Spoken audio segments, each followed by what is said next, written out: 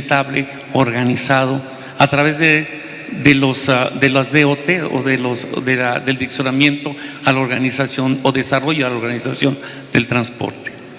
Si actualmente usted tuvo la gran oportunidad de recorrer la tuneladora, de conocer la tuneladora, de conocer la línea 3 y de establecer que es importante para nosotros el origen-destino de quien sale de su casa y que pueda tener un sistema sustentable de operación de transporte que le permita desde su casa orientar su arribo a sus centros de trabajo, a sus centros de educación. Hacia ahí en esta primera etapa estamos apostando en el tema del transporte público. Somos conscientes de que el mero tema del transporte público masivo no va a reorientar las necesidades del ciudadano.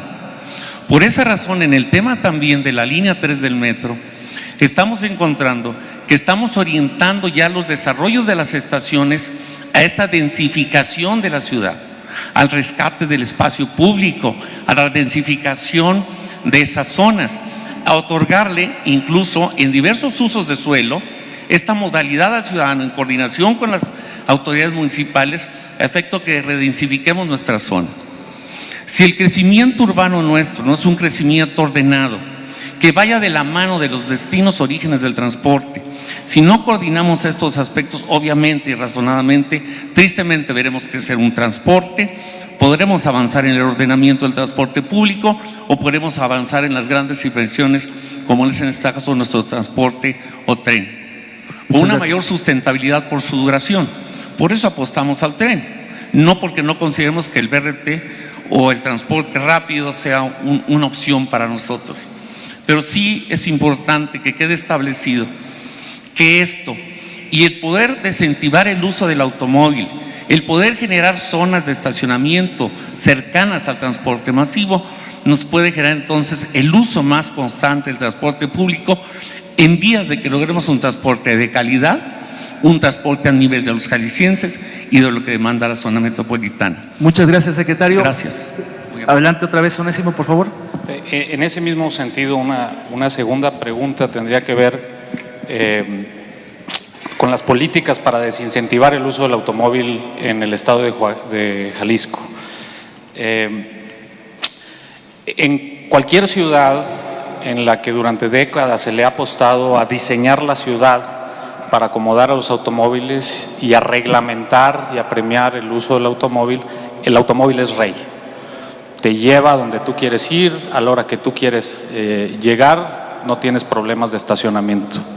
Me llamó mucho la atención en el Plan Estatal de Desarrollo, en sus estrategias, haber encontrado a un gobierno que valientemente pone en el texto la idea de desincentivar el uso del automóvil. Y utilizan una palabra que es políticamente radioactiva, que me sorprendió encontrar, que es una estrategia de tarificación vial. Encarecer el uso del automóvil. Y sin embargo me sorprende mucho que a la mitad del sexenio, 3 años después, la palabra ha desaparecido del informe, ¿no?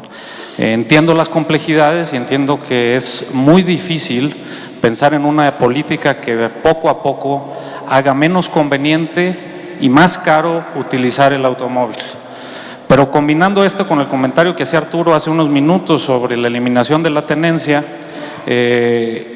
quizás encuentro que no está bien conectada ese esfuerzo que están haciendo decidido para promover el transporte público con un esfuerzo muy concreto para tratar de desincentivar el automóvil. Y en ese sentido, pues nada más preguntarle si esta apreciación es correcta o si todavía existe en la agenda del gobierno de Jalisco una política seria, dura, para desincentivar el automóvil.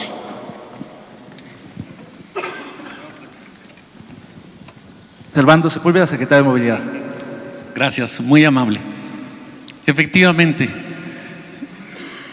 si bien en un momento significó para los ciudadanos no incentivar el automóvil, sino la carga de lo que era el pago anual por el uso del automóvil, la tarifa que se cobraba, fue una gestión social, porque el automóvil actualmente en ciudades como las nuestras, que están hacia el camino de un desarrollo sustentable en movilidad, el automóvil no ha sido o deja de ser un vehículo de estatus para convertirse en un vehículo necesario de transporte. Y la carga de ese impuesto anual significaba un gravamen para quienes, al no tener un sistema de transporte integrado, tendrá que usar de puerta a transporte o de puerta a destino su vehículo. Pretendimos con esto en ese momento, si bien por una parte no significa una política dura de desincentivar el uso, sí el atender una necesidad social de que el vehículo en ese momento era la parte toral para que pudiera generarse el desarrollo económico y la relación de los ciudadanos de este estado y zona metropolitana. Hoy en la actualidad que apostamos, Onésimo, a este proyecto implementamos y vamos sobre este proyecto del renovamiento sustentable del transporte, también tenemos entre esas políticas fuertes no tan solo las alternativas de transportarnos en bicicleta, de generar zonas peatonales importantes como la que disfrutaste en el centro y la que hay un programa mayor para tranquilizar el centro, para mover el transporte a zonas aledañas al mismo, para generar un mayor manejo de peatonalización, pero a la vez también ya establecer algunos impuestos nuevos que se están generando actualmente, porque ahora con el automóvil, aparte de incentivar su uso, nos interesa la contaminación que produce el mismo.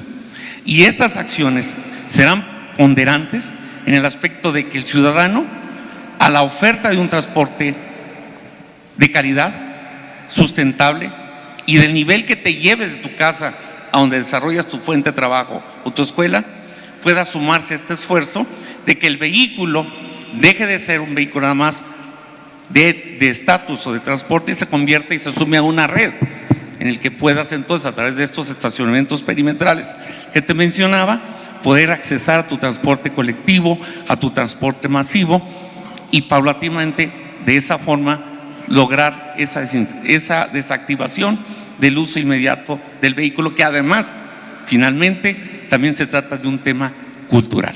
Muchas gracias, secretario. Tiene la palabra Magda Ruiz, secretaria de Medio Ambiente. Bien, tendría que confesar que justo nosotros, y lo hicimos junto con Consejería, el análisis de precisamente de hablar de una tenencia verde. Esto lo hicimos en coordinación incluso con la Federación. El hablar precisamente de esta carga impositiva al automóvil, que en el tema de sustentabilidad y lo ambiental se parece justo, es decir, de que el contamina paga, de retomar ese esfuerzo, creo que lo vamos a seguir viendo ahora con apoyos de carácter internacional para darle más sustento. Pero yo le variaría un poco a todo el esfuerzo que nosotros hemos estado haciendo en la reconfiguración del programa de verificación vehicular, en donde definitivamente la verificación vehicular no es de carácter impositivo, pero sí va a aludir a una tenencia cada vez más responsable y por supuesto que estoy segura que va a desincentivar el uso del automóvil en la medida de que nosotros tengamos que hacernos cada vez más responsables del auto. La construcción de este programa ha sido en acompañamiento con en lo local para que este tema, que va a ser compartido con iniciativa privada, tenga mucha transparencia y mucho control, pero además nos hemos estado acompañando con mis homólogos de CAME, de la metrópoli del Valle de México, con California, Utah y Nueva York, aludiendo a las buenas prácticas que también hay en estas ciudades. El tema de verificación vehicular, estoy segura, también va a generar un proceso de ciudadanización ambiental, porque lo vamos a acompañar de un programa de comunicación para que los ciudadanos vean de que se debe de usar el auto de manera muy responsable. Entonces, es una apuesta indirecta. El compromiso sería, por supuesto, revisar no impuesto, sino definitivamente es un bono a la sustentabilidad en el tema de la zona metropolitana, pero ahora con acompañamientos internacionales como la OCDE. Muchas gracias, secretaria. ¿Tienes una pregunta más? Última pregunta. ¿Perdón? Última pregunta. Sí, adelante. Muy concreta, por favor, y más breve la respuesta, por favor, regreso al tema de la oferta de transporte público, ahora en particular el tema de los microbuses. Tenemos habitualmente en las discusiones de movilidad el enemigo público número uno es el empresario transportista, y siempre estamos tratando de ver cómo transformamos a este empresario transportista en el nuevo operador de los metrobuses o cómo lo sacamos para que pueda correr el metro, etcétera.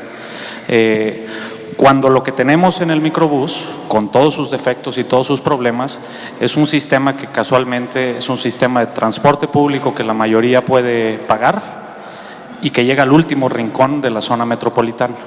Y entonces estos procesos de poder transitar de un sistema laxamente regulado y no subsidiado a un sistema centralmente planificado como el que se plantea algunos riesgos importantes, sobre todo de tipo financiero. ¿Qué pasa cuando ya no completamos con la tarifa y cuando no hay voluntad política para subir la tarifa o para subsidiarla? Y entonces la pregunta que yo quisiera plantear en este gran planteamiento de hacer un sistema integrado de transporte, en el caso de la ciudad de Guadalajara, y transitar del hombre camión a la ruta empresa, si hay alguna estrategia para recabar los fondos necesarios para poder subsidiar la operación de transporte de tal forma que la modernidad no termine costándole al usuario en el bolsillo, en el costo del pasaje. Gracias, Onésimo. Secretario de Movilidad. Es un reto interesante por las experiencias que se han tenido en Sudamérica como en la Ciudad de México, donde se desarrolla un transporte que él mismo se reordena, se adecúa a la demanda en su cuenca de servicio factiblemente y establece alguna tarifa accesible al usuario, que a veces es un sistema irregular y que después es dependido por el mismo usuario. El transitar de ese tipo de ordenamiento a un reordenamiento general del transporte, con el paso del hombre camión a la ruta empresa, sí es un tema de riesgos. Pero por eso en el estado de Jalisco se defiende y tenemos una comisión tarifaria que asume y observa las necesidades de esta transición del transporte, donde tenemos y evaluamos cuáles son los factores que pueden generar esta tarifa en base a los insumos y a la calidad del servicio, para que sea un sistema equilibrado entre la prestación que se da y lo que se le cobra al usuario.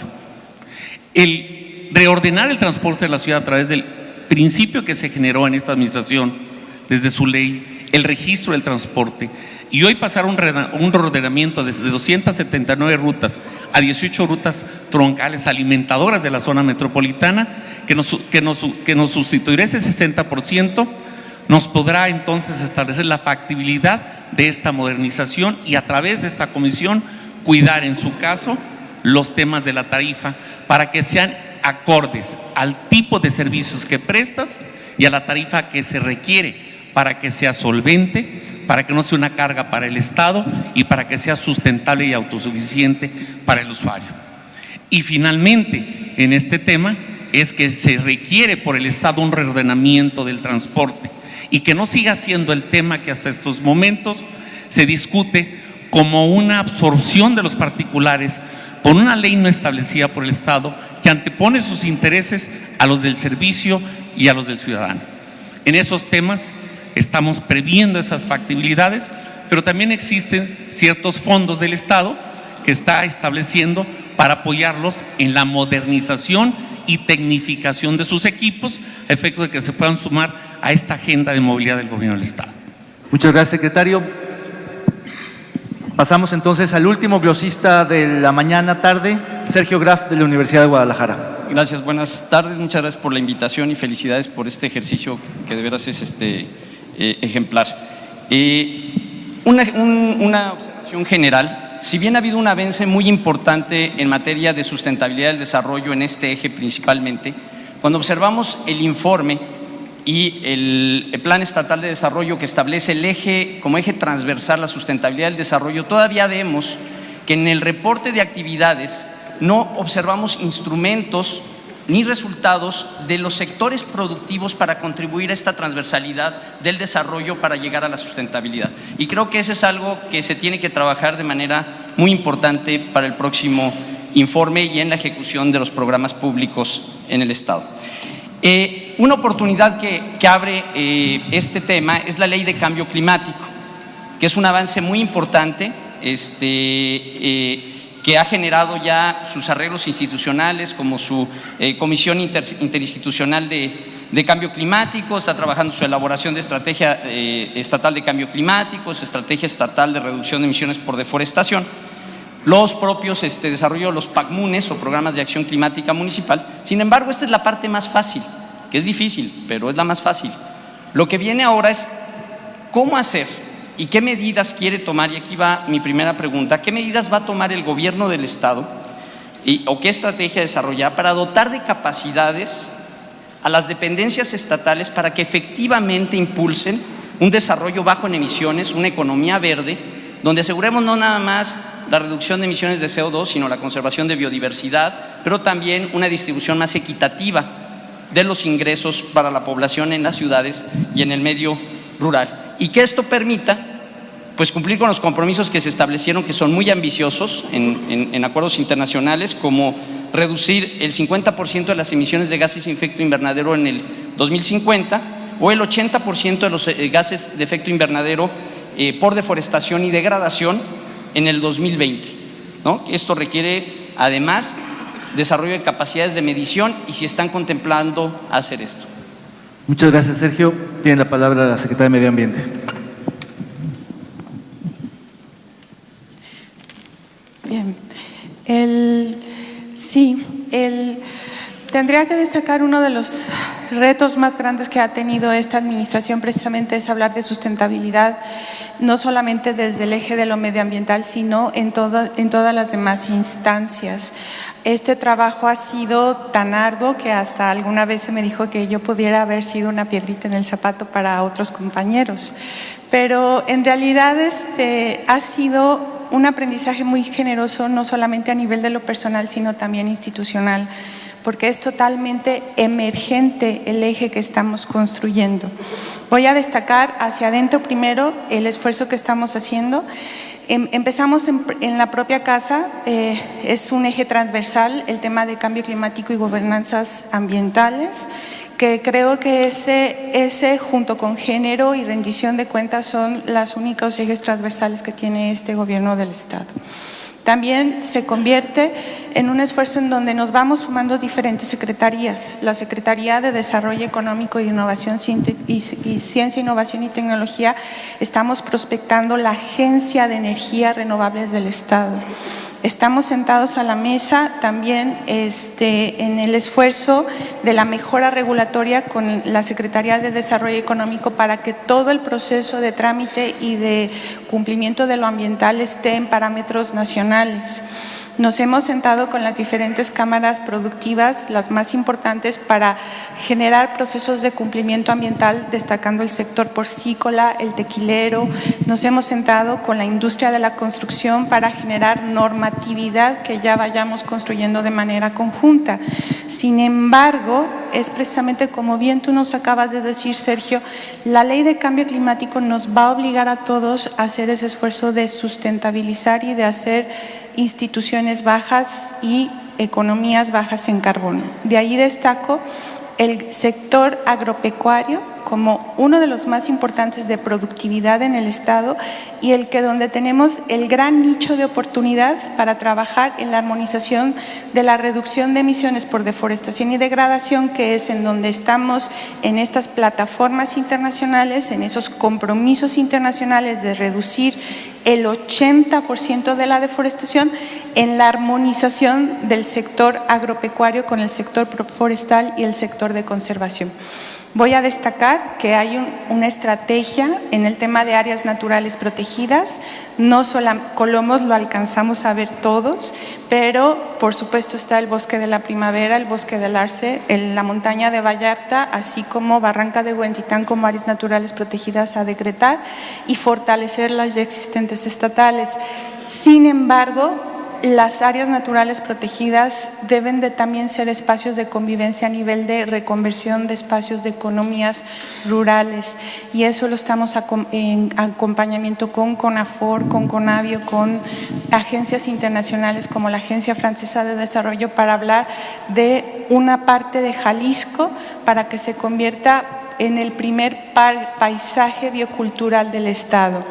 Destacaría también todo el trabajo que hemos tenido con instancias no solamente locales, sino la CONAFOR detonó el proyecto de cuencas costeras, que son las más vulnerables al cambio climático y al cambio de uso de suelo por el sector agropecuario, el sector turístico y de infraestructura, y entonces las más vulnerables a desastres, entre otras cosas, pero nos estamos sentando por primera vez con el secretario de Desarrollo Rural, como ya lo han hecho otros países como Brasil. Creo que ahí va el trabajo, es totalmente emergente.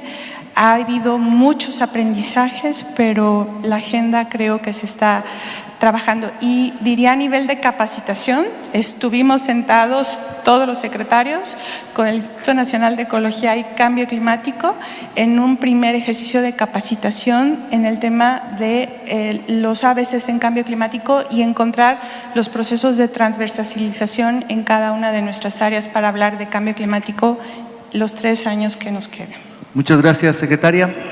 Sergio. El otro tema que quiero tocar es el de calidad del aire de la zona metropolitana y que tiene que ver con el aspecto que señalaban de movilidad. Si bien es muy importante contar con un mejor estándar de verificación vehicular, ¿no? Que todo el mundo debe de hacerlo, y además, si no es recaudatorio, sí va a generar nuevos ingresos al aumentar el precio del holograma, que espero que esa recaudación de recursos se vaya a un fondo ambiental, el 100% de lo recaudado, y no se pueda utilizar en tiempos de crisis presupuestal en otras cosas y se vaya a destinar a los problemas que están generados por estas emisiones.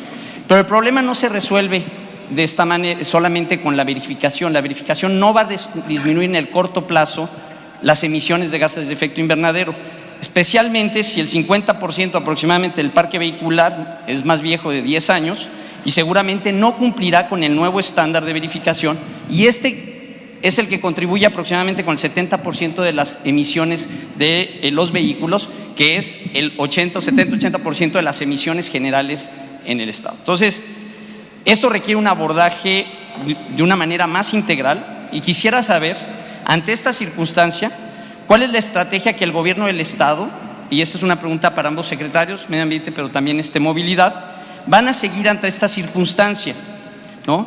Y evitar que en un momento un programa que se va a establecer con un muy buen estándar, mucha gente no lo pueda cumplir y no cumplamos con el objetivo, que es reducir la contaminación en la zona metropolitana? Muchas gracias. Secretaria. Sí. Gracias, Sergio. Sí, ha habido también una visión estratégica para abordar este tema. Tenemos entonces un acompañamiento y un diagnóstico donde nos dijo precisamente a nivel de calidad del aire en dónde estábamos parados. Somos la segunda zona metropolitana de Latinoamérica más contaminada, y JICA, una agencia en el tema de calidad del aire japonesa, y el Instituto Nacional de Ecología y Cambio Climático nos dijo que había 550 muertes, 5,000 enfermos crónicos y más de 50,000 consultas anuales en el tema ya relacionados directamente en el tema de calidad del aire. Estos nosotros los hemos compartido. La estrategia fue un diagnóstico que nos dijo una radiografía en dónde están las emisiones. El 95% de las contaminantes son de vehículos privados. El 17% de los viajes los hacen papás, es decir, el 17% de los viajes, más del 17 al 20%, y entonces de ahí se deriva no solamente el programa de verificación vehicular, sino entonces una apuesta a la movilidad escolar, que la estamos trabajando con el Instituto Mario Molina, un proyecto piloto para reconfigurar el tema de movilidad escolar. También descubrimos que aproximadamente el 20% de estas emisiones contaminantes están depositados en el 2% de un parque vehicular que también ya lo tenemos muy localizado, y en ese 59% avejentado vamos a estar compartiendo de manera subsidiaria un programa de transformación a convertidores y de adecuación a convertidores catalíticos. También localizamos que el sector ladrillero, de 4,500 ladrilleras en el estado, 2,500 se encuentran en zona metropolitana de Guadalajara y son los que aportan uno de los contaminantes más nocivos, que son compuestos orgánicos volátiles o el hollín negro, que también entonces hay un programa desdoblado junto con una estrategia de reforestación metropolitana que la estamos haciendo con las principales universidades del estado, el programa de ordenamiento forestal metropolitano, donde ya tenemos los términos de referencia y que lo estaremos compartiendo. Al final tenemos localizados todos los frentes. La intención es que en 3 años lleguemos a un cumplimiento bajemos a cumplimiento de norma en el tema de calidad del aire, pero esto va a ayudar sobre todo en el que hay un compromiso por parte de este gobierno que el 100% del fondo, el venta del holograma y la multa en el tema de verificación vehicular se van a alimentar a un fondo ambiental que va a estar distribuido de manera interinstitucional y participativa con un alto nivel de rendición de cuentas a programas prioritarios en el tema de calidad del aire, destacando pago por servicios ambientales de nuestros principales pulmones en el estado, en la zona metropolitana de Guadalajara. Muchas gracias, Magda. Última pregunta. Sí, solo para completar en este tema de calidad del aire, creo que ahora es muy importante establecer un nuevo sistema de monitoreo. El sistema de monitoreo de la ciudad está obsoleto y no es funcional, no nos informa adecuadamente de la realidad en la que vivimos en términos de calidad de aire. Y cuando hablo de modernizar el sistema de calidad de aire, no nada más es modernizar los fierros. Creo que hay que pensar ya en una modernización institucional de la calidad de aire que comparta con todos los actores metropolitanos las decisiones sobre este problema. Y a esto hay muchas experiencias que hay en el mundo que pueden ser aprovechadas por Jalisco. Ahora me voy nada más a la última pregunta específica que tiene que ver con el tema de gobernanza ambiental.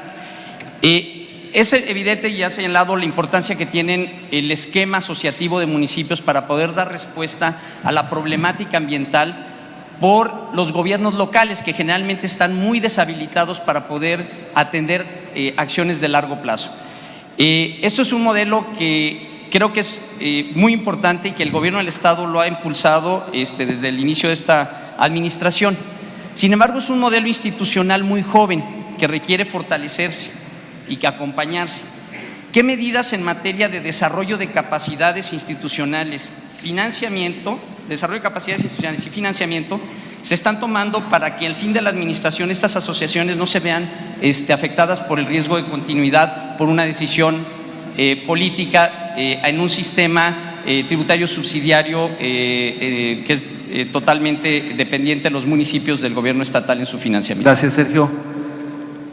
Cierras, Magda, secretaria de Medio Ambiente y Ordenamiento Territorial. Bueno, aprovecharía agradeciendo y a nombre de todos mis compañeros su paciencia y esta carrera tan larga del día, y entonces les voy a robar los últimos 4 minutos de su estancia aquí.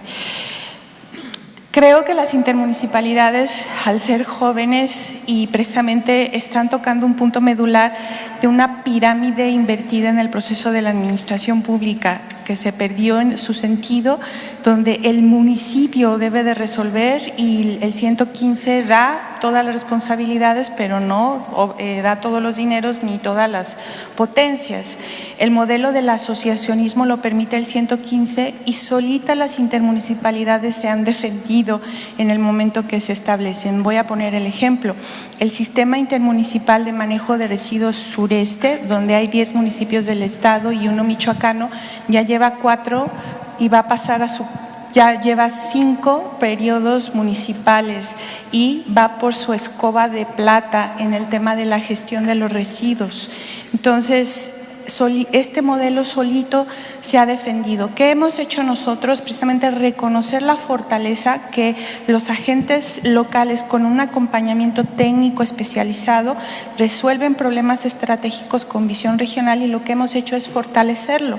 Cada intermunicipalidad, el gobierno del estado etiquetó un presupuesto base, 4 millones para la Junta Intermunicipal de la Ría Yuquila y de allí 2 millones al resto de las 6 intermunicipalidades, y están etiquetadas en el gobierno del estado. Nosotros hemos visto que una intermunicipalidad genera de su presupuesto 400% presupuesto más, son altamente, tienen una capacidad de gestión muy alta. La fragilidad de la intermunicipalidad es en su cambio precisamente de los municipios. Y otra fragilidad es que se force a la intermunicipalidad a hacer algo que no es. Cada intermunicipalidad tiene una vocación regional. cada intermunicipalidad debe de reconfigurarse hacia sus problemas estratégicos. Lo que nosotros hicimos fue un consejo, un comité donde la CEMADET los ha estado acompañando, pero además de eso ha habido un proceso de acompañamiento con agencias internacionales. La Agencia Francesa de Desarrollo generó una agenda de propiciar buenas prácticas de carácter incluso internacional. Rendición de cuentas, web, alto nivel de transparencia, perfiles, concurso de las personas que vayan a hacer allí, rendición de informes, etcétera. Estas prácticas están instaladas y lo que debemos de asegurar es que estas intermunicipalidades vayan madurando de acuerdo a lo que cada quien tiene su vocación. Perdón, gracias. Y bueno, decir que están reconocidas internacionalmente, pero que sí, son frágiles en su proceso. Muchas gracias, secretaria. Antes de darle la palabra al secretario general de Gobierno para que cierre, solamente recordarles su evaluación de este último bloque, decirles que está la página web con la información respecto a las glosas anteriores y, por supuesto, abriremos un buzón para que, como lo han sugerido algunos de ustedes, el rector y algunos otros, nos hagan sugerencias de cómo reinventar la glosa ciudadana, un ejercicio de rendición de cuentas más amplio. Secretario. Muchas gracias, David, y felicidades por esa moderación en este evento. Antes de dar concluido este ejercicio, a nombre del gobernador del Estado, Aristóteles Sandoval Díaz, y de quienes integramos su gabinete, agradecemos su presencia y su valiosa participación. A lo largo de esta glosa se expresaron diversos análisis y críticas que como gobierno serán de gran utilidad, como lo fueron las dos glosas anteriores, ya que con la visión conjunta de sociedad y de gobierno nos permite fortalecer y definir el rumbo de las prioridades de la administración pública y así enfocar las acciones que verdaderamente requiere la sociedad. Reiteramos la postura del señor gobernador manifestando los ejercicios anteriores.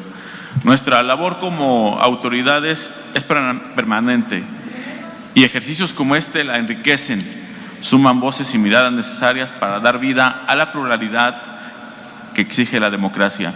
Mi agradecimiento en especial al señor rector de nuestra Universidad de Guadalajara, que nos haya acompañado esta tarde, también a las cúpulas empresariales, académicos, empresarios, medios de comunicación, al gabinete en pleno y todas las personas del público en general que nos han acompañado. No más me queda decirles que hay mucho de qué hablar. Con orgullo, hablemos de Jalisco. Muy buenas tardes.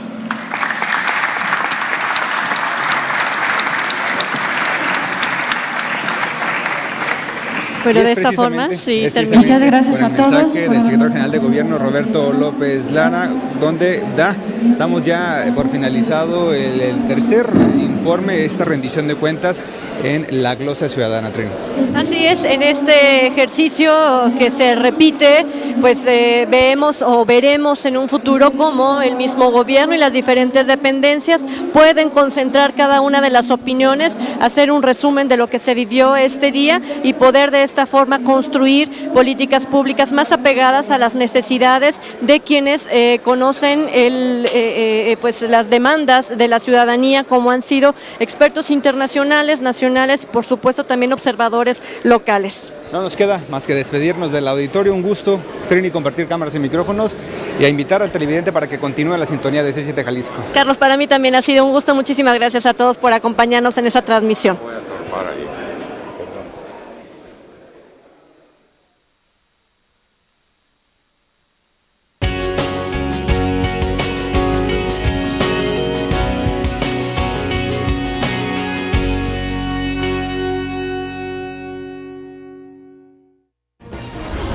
Informativos, reportajes, entrevistas, especiales, deportes.